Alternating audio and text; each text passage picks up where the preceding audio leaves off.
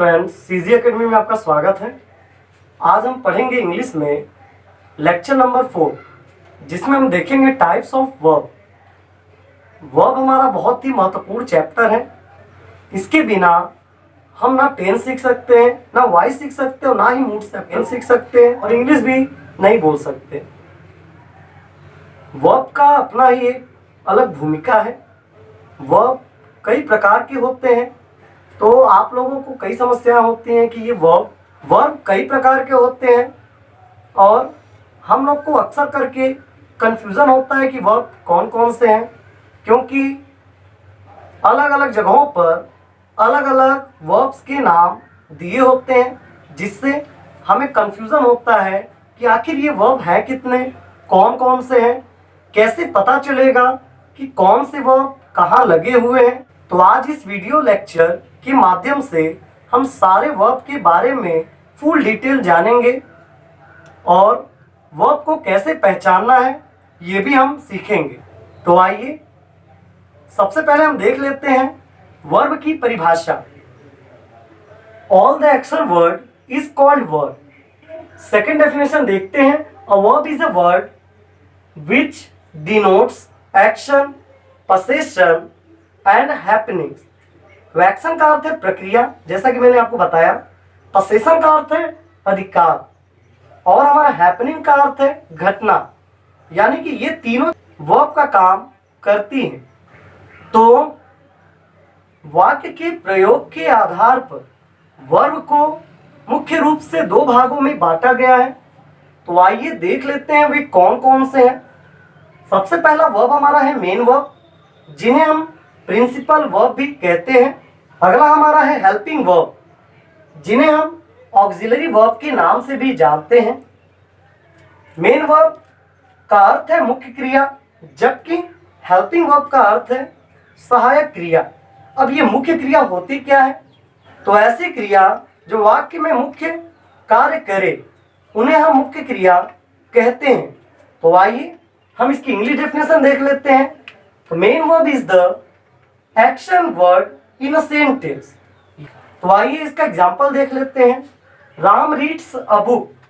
राम एक किताब पढ़ता है। यहाँ पे पढ़ना उसकी मुख्य क्रिया को दर्शा रहा है। ये हो गया हमारा मेन वर्ब।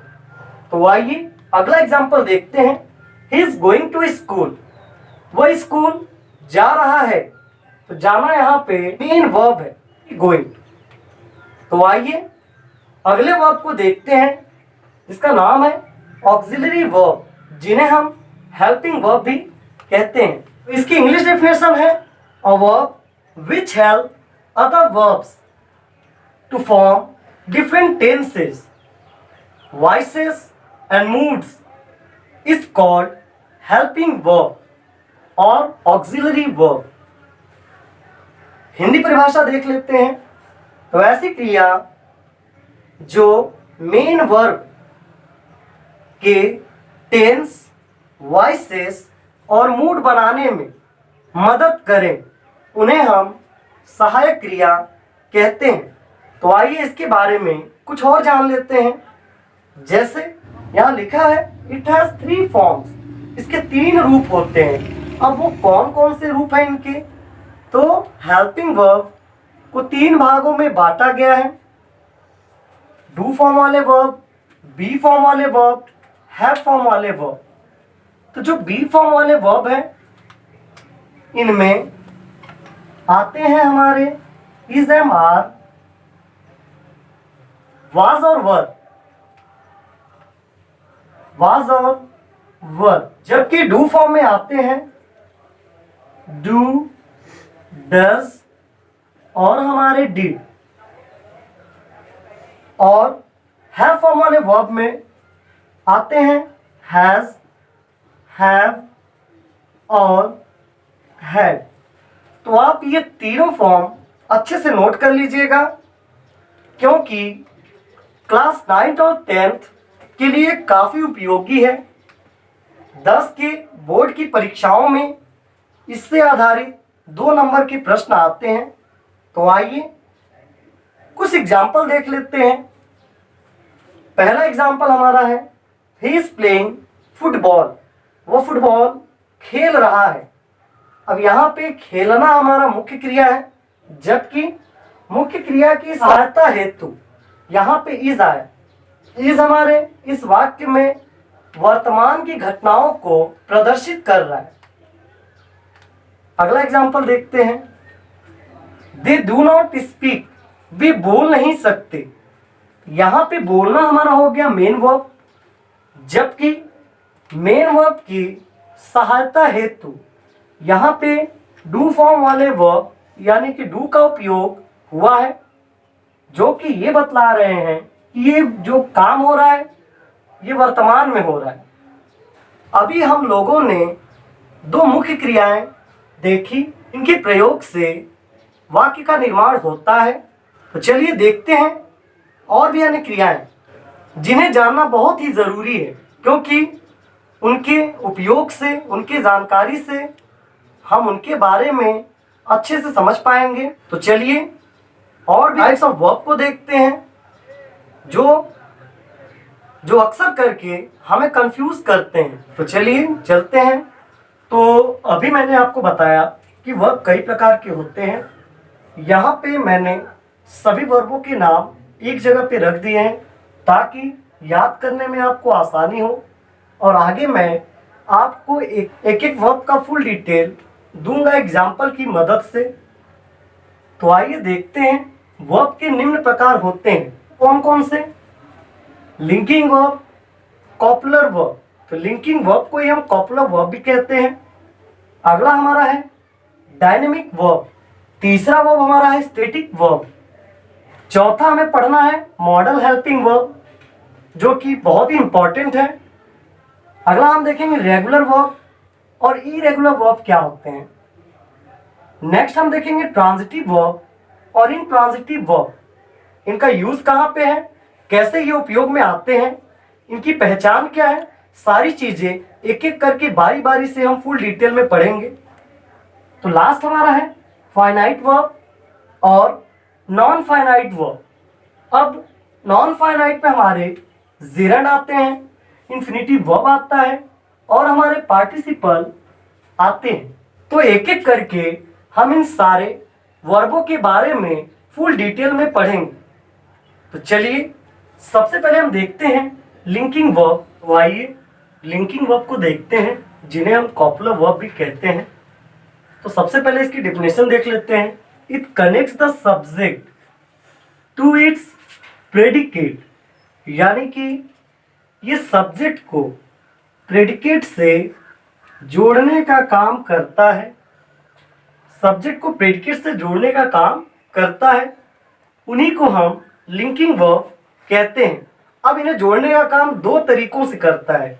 सबसे पहला तरीका स्टेट ऑफ बीइंग, यानी स्थिति का होना, और changes in the state of a subject, या फिर सब्जेक्ट के चेंज में। जैसे ये वाला एग्जांपल, इसमें जो सब्जेक्ट है आई एम लेजी, ये हमारा हो गया प्रेडिकेट। इसमें एम हमारा जोड़ने का काम कर रहा है, जिन्हें हम लिंकिंग वर्ब कहते हैं। तो आइए देखते हैं ये changes in the state of a subject कैसे है। क्योंकि वाक्य में कह रहा है आई एम बीइंग लेजी, मैं आलसी होता जा रहा हूं। तो आलसी होता जा रहा हूं, ये सब्जेक्ट के परिवर्तन की बात कर रहा है। तो चलिए देखते हैं ये छोटा सा चार्ट, जिसमें लिखा है प्रेजेंट में is am are, past tense में वाज वर, पास्ट पार्टिसिपल में बीन और प्रेजेंट पार्टिसिपल में बीइंग। तो इनकी मदद से हम लिंकिंग वर्ब को बनाते हैं। तो आइए देखते हैं बारी बारी से एक एक एग्जाम्पल। तो दूसरा एग्जाम्पल हमारा है दिस बुक इज योर्स। इसमें दिस बुक हमारा हो गया सब्जेक्ट, जबकि इज योर्स हमारा है प्रेडिकेट, जिसमें इज हमारा लिंकिंग वर्ब का काम कर रहा है। आगे देखते हैं my mom is proud of my achievement, मेरी माँ को मेरे अचीवमेंट पे गर्व है।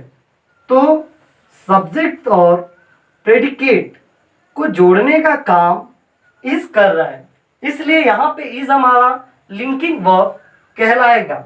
Changes in the state of a subject को देखते हैं। यू आर बीइंग नॉटी, तुम शरारती होते जा रहे हो। यहाँ पे सब्जेक्ट का चेंज होना दर्शा रहा है, इसलिए हम इसे इन दोनों एग्जाम्पल को changes in the state of a subject की श्रेणी में रखते हैं। तो आइए दो और वर्ब देख लेते हैं, एक डायनेमिक वर्ब, दूसरा स्टेटिव वर्ब। तो सबसे पहले देखते हैं डायनेमिक वर्ब। तो dynamic verb, the verb which shows a physical action is called dynamic verb. जैसे राइट, रीड, गो, ईट, टॉक एक्सेट्रा। कहने का अर्थ है कि ऐसी क्रियाएं जो फिजिकल एक्शन को दर्शाती हैं उन्हें हम डायनेमिक वर्ब कहते हैं। तो आइए एग्जाम्पल की मदद से इसे अच्छे समझते हैं। सबसे पहला एग्जाम्पल है ही रन्स वेरी फास्ट। इसमें जो रन्स वर्ड हमारा है ये डायनेमिक वर्ब है। इसे हम डायनेमिक वर्ब कहेंगे क्योंकि यह दौड़ने का कार्य हो रहा है जो एक फिजिकल एक्शन है। अगला हम देखते हैं I am eating an apple. अब यहाँ पे ईटिंग हमारा डायनेमिक वर्ब है क्योंकि यहाँ पे खाने की प्रक्रिया हो रही है जिसमें फिजिकल एक्शन हो रहा है। तो आइए देखते हैं अगला वर्ब जो है stative verb. Stative verb is the verb which shows a state और पोजीशन, यानी कि ऐसे वर्ब जो स्टेट को और पोजीशन को दोनों को दर्शाते हो। स्टेट का अर्थ है स्थिति, पोजीशन का अर्थ है अधिकार। कहने का अर्थ है ऐसे वर्ब जो स्थिति को और अधिकार को दर्शाते हो उन्हें हम स्टेटिव वर्ब कहते हैं। तो आइए देख लेते हैं, यहाँ पे कुछ एग्जाम्पल दिए हुए हैं। आप इन एग्जाम्पल में कभी भी आईएनजी नहीं लगाएंगे। तो यहाँ पे कुछ एग्जाम्पल दिए हुए हैं, इनको आप अच्छे से रट लीजिएगा। ये वर्ड आप कहीं भी यूज करिएगा तो उसमें आईएनजी का प्रयोग नहीं करना है। तो आइए देखते हैं। पहला हमारा एग्री, अगला disagree, hope, need, desire, love, hate, like, dislike, promise, cost, own, doubt, seem, prefer, know, want इत्यादि।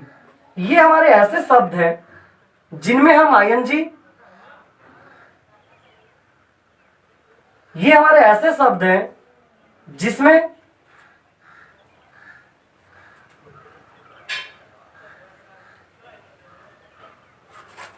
तो ये सारे शब्द, तो ये ऐसे शब्द हैं जिनका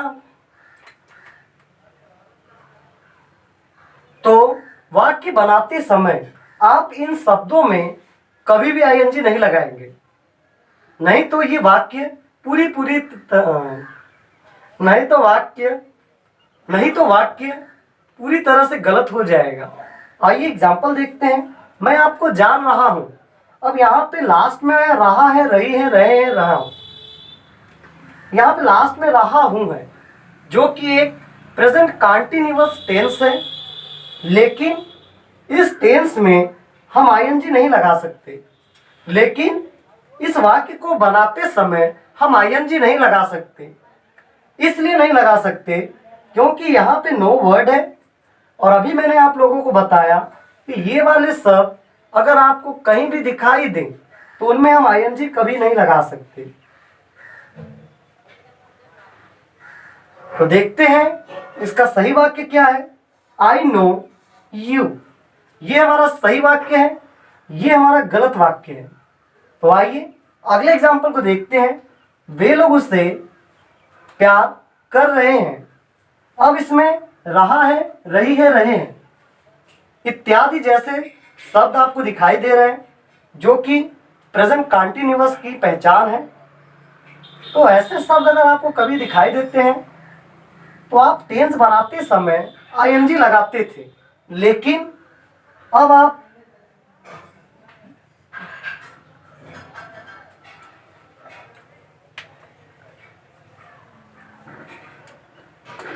लेकिन ऐसे वाक्य जिनमें लव लिखा हो उनमें हम आईएनजी नहीं लगाते।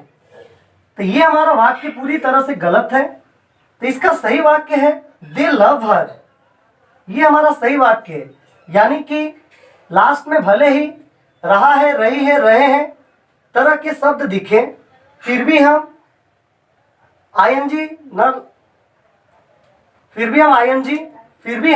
आईएनजी नहीं लगाएंगे, क्योंकि अभी हमने देखा कि लव जैसे शब्द या फिर दिए हुए अनेकों शब्दों में हम आईएनजी नहीं लगाकर दिए हुए अनेकों शब्दों में हम आईएनजी नहीं लगाते। तो मुझे आशा है आपको अच्छे से समझ में आया होगा। तो आइए चलते हैं एक और नए वर्ब की तरफ। तो अगला वर्ब हमारा है मॉडल हेल्पिंग वर्ब, जो कि काफी इंपॉर्टेंट वर्ब है और इसका उपयोग कई जगहों पे हम करते हैं। तो मॉडल वर्ब दिए हुए हैं, कौन कौन से हैं? सबसे पहले can, could, may, might, will, would, shall, should, need to, dare to, must, ought to, etcetera.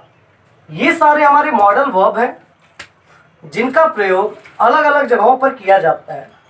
It is a type of verb that is used to indicate modality like ability, permission, request, advice, suggestion, order, capacity and obligation. तो ये सब हमारे modal verb के अंतर्गत आते हैं, जिनके लिए वाक्य में मॉडल वर्ब का प्रयोग किया जाता है। किसी का सजेशन देने के लिए, सलाह देने के लिए, किसी से रिक्वेस्ट करने के लिए, प्रार्थना करने के लिए हम मॉडल वर्ब का यूज करते हैं। किसी की एडवाइस लेने के लिए, सलाह लेने के लिए भी हम मॉडल वर्ब का यूज करते हैं। इसी प्रकार से कई सारे यहाँ पे वर्ड दिए हुए हैं जिनका प्रयोग करते समय हमें हेल्पिंग वर्ब लगाना होता है। तो आइए देखते हैं कुछ यहाँ पे। ये काफी लंबा सेक्शन है, इसलिए इसे हम अन्य वीडियो लेक्चर में अच्छे से पढ़ेंगे। एक एक करके एक एक का प्रयोग हम जानेंगे। तो चलिए अगले वर्ब पे चलते हैं। तो आइए अगले वर्ब पे चलते हैं, जिसका नाम है रेगुलर और इरेगुलर वर्ब। रेगुलर इरेगुलर का अर्थ होता है नियमित और अनियमित क्रिया। तो सबसे पहले देख लेते हैं regular verb. Regular verbs form there past and past participle forms by adding ED in the base form. कहने का अर्थ है कि 3 फॉर्म होती हैं। सबसे पहला होता है बेस फॉर्म, इसके बाद होता है पास्ट फॉर्म और लास्ट हमारा होता है पास्ट पार्टिसिपल फॉर्म। यानी कि ऐसे वर्ब जो पास्ट और पास्ट पार्टिसिपल में ईडी को जोड़ दें, वही हमारे रेगुलर वर्ब कहलाते हैं। जैसे वॉक, वॉक्ड। अब इसमें क्या है, पास्ट में ईडी जुड़ा, पास्ट पार्टिसिपल में ईडी जुड़ा, तो ये दोनों हमारे रेगुलर फॉर्म ऑफ वर्ब है। तो आइए अगला एग्जांपल देखते हैं। अगला एग्जांपल है क्राई। क्राई हमारा बेस फॉर्म है, उसका पास्ट फॉर्म हो जाएगा क्राइड, जिसमें हम ईडी लगा देते हैं। अगला देखते हैं क्राइड, इसमें भी ईडी लगा हुआ है। कहने का अर्थ है कि जिनके पास्ट और पास्ट पार्टिसिपल में ईडी लगे हों, वो वाले वर्ब हमारे रेगुलर वर्ब कहलाएंगे। तो आइए इरेगुलर वर्ब पे चलते हैं। इसकी डेफिनेशन है a verb which have same base form, same past and same past participle. कि जब तीनों चीजें हमारी सेम हो, वो हमारी इरेगुलर फॉर्म ऑफ वर्ब कहलाएगी। इनमें 3 कंडीशन है। पहला कंडीशन, तीनों चीजें या तो बराबर हो, या फिर a verb which have same past and past participle, या फिर पास्ट और पास्ट पार्टिसिपल दोनों सेम हो, या फिर a verb which have different base, past and past participle, जिनमें base form, past form, past participle form, तीनों फॉर्म हमारे अलग अलग हो, तो ऐसे वर्ब हमारे इरेगुलर वर्ब कहलाएंगे। तो यहाँ पे ये 3 इंपॉर्टेंट पॉइंट है इरेगुलर वर्ब के। तो अब से आप लोग ये तीनों चीजें याद रखिएगा। सबसे पहला कंडीशन इरेगुलर वर्ब का कि तीनों हमारे सेम हो। दूसरा condition past past participle same हो। तीसरा condition base form, past form, past participle form तीनों हमारे भिन्न हो। अगर ऐसा होता है तो वो इरेगुलर वर्ब फॉर्म है। तो आइए चलते हैं अगले वर्ब पे, जिसका नाम है ट्रांजिटिव वर्ब। इन ट्रांजिटिव वर्ब का हिंदी अर्थ है सकर्मक क्रिया और इंट्रांजिटिव वर्ब का हिंदी अर्थ अकर्मक क्रिया। तो आइए इसकी परिभाषा देख लेते हैं। These verbs need an object with them, यानी कि सकर्मक क्रिया को ऑब्जेक्ट की आवश्यकता पड़ती है, जबकि अकर्मक क्रिया को ऑब्जेक्ट की आवश्यकता नहीं पड़ती। जैसे ही स्टोल माई पेन, उसने मेरी कलम चुराई। यहां पर ही हमारा सब्जेक्ट है, जबकि माई पेन ऑब्जेक्ट है। अगर हम सिर्फ ही स्टोल बोले, उसने चुराया, तो क्या चुराया पता नहीं चल रहा, इसलिए हमें यहाँ ऑब्जेक्ट की जरूरत पड़ती है। अगला एग्जांपल देख लेते हैं। ही इनवाइटेड हिज फ्रेंड, ही यहाँ पे सब्जेक्ट है, हिज फ्रेंड यहाँ पे ऑब्जेक्ट है। ही इनवाइटेड, उसने आमंत्रित किया, किसको किया मालूम नहीं चल रहा, तो इसलिए वाक्य को पूरा करने के लिए यहाँ ऑब्जेक्ट की नीड होगी। इसलिए ये वर्ब हमारा ट्रांजिटिव वर्ब कहलाएगा। स्टोल भी यहाँ पे हमारा ट्रांजिटिव वर्ब ही है। तो आइए देखते हैं इन ट्रांजिटिव वर्ब क्या है। तो these verbs do not need an object with them, यानी कि ऐसी क्रियाओं को ऑब्जेक्ट की सहायता नहीं चाहिए होती है। एग्जाम्पल की मदद से अच्छे समझते हैं। ही वॉज लाफिंग, यहाँ पे वाक्य हमारा पूरा है, अधूरा नहीं है, इसलिए यहाँ पे किसी भी ऑब्जेक्ट की आवश्यकता नहीं। एग्जाम्पल देखते हैं। ही वॉज लाफिंग, वह हंस रहा था, यहाँ पे वाक्य पूरा हो जा रहा है, इसलिए यहाँ ऑब्जेक्ट लगाने की भी जरूरत नहीं है। तो ये वाक्य हमारा पूरा है, इसलिए ऐसे वाक्य जिनमें ऑब्जेक्ट की जरूरत न पड़े उन्हें हम इंट्रांजिटिव वर्ब कहते हैं। तो आइए अगले वर्ब पे चलते हैं, जिसका नाम है फाइनाइट और नॉन फाइनाइट वर्ब। आइए फाइनाइट वर्ब देख लेते हैं। These verb changes their forms with the number और पर्सन ऑफ द सब्जेक्ट, यानी कि ऐसी क्रियाएं जो अपने रूप को बदल ले सब्जेक्ट के नंबर और पर्सन के साथ, उन्हें हम फाइनाइट वर्ब कहते हैं। तो आइए एग्जाम्पल की मदद से इसे अच्छे समझते हैं। पहले वाले एग्जाम्पल में लिखा आई लाइक कुकिंग, जबकि दूसरे एग्जाम्पल में लिखा है ही लाइक्स कुकिंग। यहाँ पे लाइक और यहाँ पे लाइक्स दोनों हमारे पर्सन के अनुसार अपने आप को परिवर्तित कर ले रहे हैं। तो ऐसे वर्ब जो सब्जेक्ट के नंबर और पर्सन के अनुसार अपने आप को परिवर्तित कर ले, उन्हें हम फाइनाइट वर्ब कहते हैं। तो आइए इसकी कुछ और विशेषताएं जान लेते हैं। If the tenses of the sentence change the form of the verb also change, यानी कि यदि टेंस चेंज होगा तो वर्ब के फॉर्म भी चेंज होंगे। एग्जाम्पल देखते हैं। ही वर्क्स एट रेस्टोरेंट, अगला example he work at restaurant, यानी कि यहाँ पे वर्क्स और वर्क पर्सन हमारे सेम है, लेकिन टेंस के अलग होने की वजह से ये अपने आप को परिवर्तित कर ले रहे हैं। तो ऐसी क्रियाएं हमारी फाइनाइट वर्ब कहलाएगी। तो आइए अगला देखते हैं नॉन फाइनाइट। इसकी डिफिनेशन है these verbs do not change their forms when tenses, person and number of the subject change. कहने का अर्थ है कि ऐसी क्रियाएं जो टेंस, नंबर या पर्सन के चेंज होने के बाद भी अपने फॉर्म को चेंज नहीं करते, उन्हें हम नॉन फाइनाइट वर्ब कहते हैं। तो आइए कुछ उदाहरण देख लेते हैं। आई लाइक कुकिंग, यहाँ पे जो लाइक वर्ड है, अगला है ही लाइक कुकिंग, यहाँ पे लाइक वर्ड और यहाँ पे लाइक्स वर्ड, ये तीनों अपने आप को चेंज कर ले रहे हैं, इसलिए ये तीनों ही हमारे फाइनाइट वर्ब कहलाएंगे। जबकि तीनों में person tense, person tense, person tense, तीनों में पर्सन टेंस के चेंज होने के बाद भी जो क्रियाएं अपने आप को चेंज नहीं कर रही हैं, वही हमारी नॉन फाइनाइट क्रिया कहलाएगी। ये तीनों वर्ब हमारी नॉन फाइनाइट वर्ब है।